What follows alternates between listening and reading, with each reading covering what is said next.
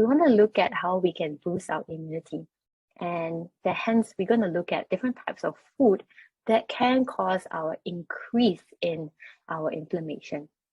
Okay, at this stage, if any of you have any questions, feel free to use the chat function and also use the Q&A or sorry, there's no Q&A anymore, but use the chat function so that we can also address any questions that you have, especially when I'm talking about certain slides. All right.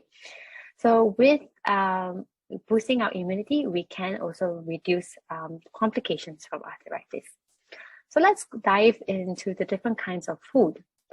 So we look at some foods that are known in the research that can cause increase in such in inflammation, and not just arthritis. So we're talking about foods that can cause inflammation in regard to all different kinds of condition, and of course it can be pronounced. It can be pronounced in especially in arthritis as well. Right. Okay. I see a question that comes in. Okay. Charmaine, thank you very much for your question. I would like to ask if dairy products such as milk yogurt can cause a flare in arthritis. That is actually a very interesting question. I'll come to that in a bit.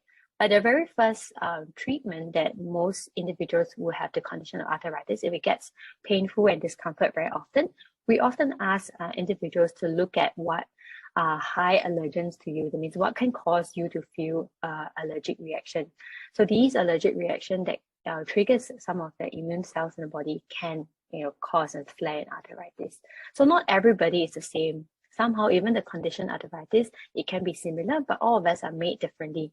So some foods are high allergens to us. It can be a high allergen, not high allergen to somebody else.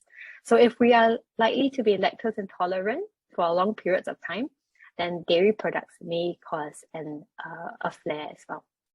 Okay, thank you very much, Jermaine, for that question. All right, so first on the list, okay, we might have heard all nutritionists talking about this as we look at processed food. So you might wonder, what is processed food? Okay, so in my category of processed food, I really mean ultra processed food. That means things that really can last on the shelf for long periods of time. Because if we're looking at rice, okay, rice have been processed already. That means they've been clean, packaged, in a way that it's a vacuum pack so that it can last longer on the shelf. But food that can last more than 2 years on the shelf, for example, potato chips, okay, for example, frozen fried food, they can last in the fridge for at least 2 to 3 years. And these usually what happens during the manufacturing process is that they actually strip off all the nutrients that found in this processed food, and they have to put in chemicals or additives to make them last longer.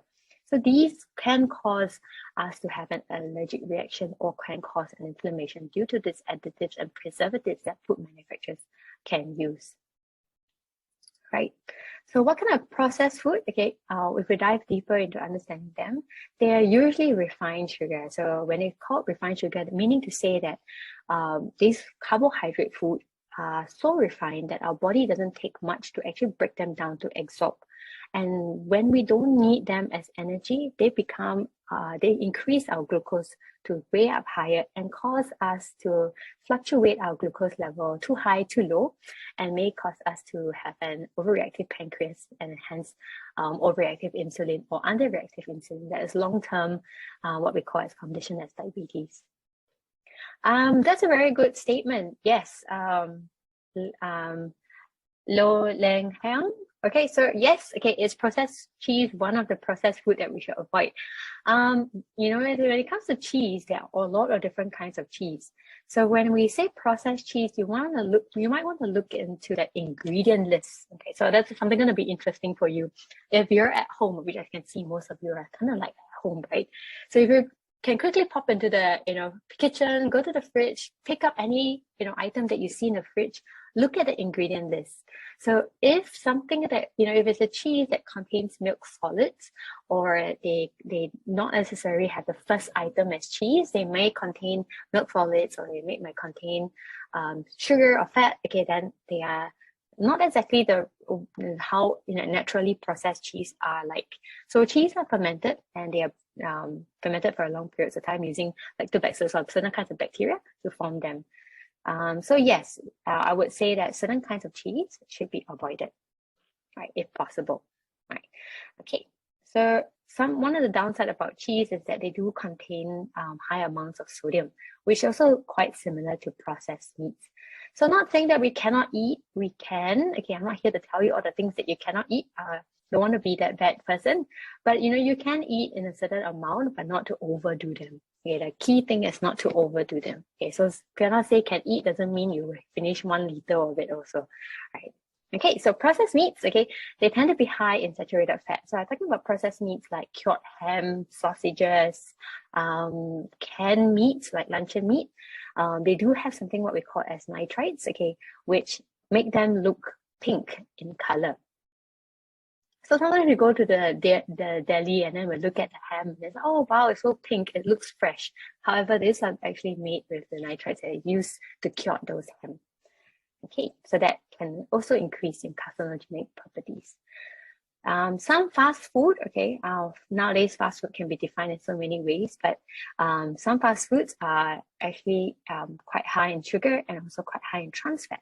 And this particular type of fat called trans fat can cause our not so good cholesterol to increase, and also increases inflammation, which also inflammation response in our body, especially in our heart and our brain.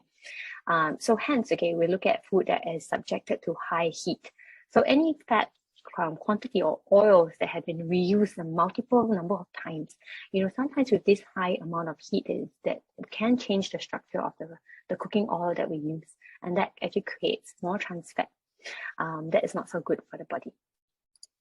So I'm going to emphasize a little bit more about trans fat, okay, because trans fat, we may not be able to see how trans fat look like, but if we look at compare between margarine and oils, okay, so how trans fat actually was being made in history was that they subject oil to go through some form of transformation, and then they make it more solid. So they change liquid to become solid and spreadable.